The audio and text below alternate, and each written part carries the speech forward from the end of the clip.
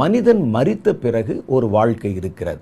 அதுக்கு துவக்கம் இருக்குது, மரணம்தான் துவக்கம். எல்லா மனிதனுக்குள்ளையும் பார்த்தீங்கன்னா ஒரு ஆவி இருக்கிறது. இந்த ஆவி அழிவில்லாதது. இந்த மரணம் வந்த பிறகு ஒரு வாழ்க்கை மனிதனுக்கு இருக்கிறது. அப்புறம் தான் அந்த ஆவி இருக்குல்ல நமக்குள்ள, அந்த ஆவி தன்னுடைய வாழ்க்கையை வாழ துவங்குகிறது. அதுல 2 வாழ்க்கை இருக்குது.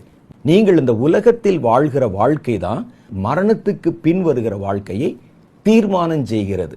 நீங்க இந்த பூமியில கர்த்தர் நியமித்த நியமங்களின்படி வாழ்ந்தால் நம்ம கர்த்தரோடு கூட வாழ புறப்படுவோம். ஒரு பரலோக வாழ்க்கை.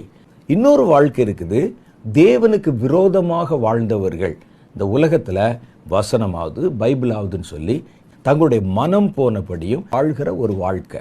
இப்படிப்பட்டவர்களுக்கு மரணம் வந்த பிறகு வாழ்க்கையை வாழ எங்கே போகும் தெரியுமா? ஒரு இருண்ட இடம் இருக்கிறது. அதைத்தான் நம்ம நரகம் என்று சொல்லுகிறோம்.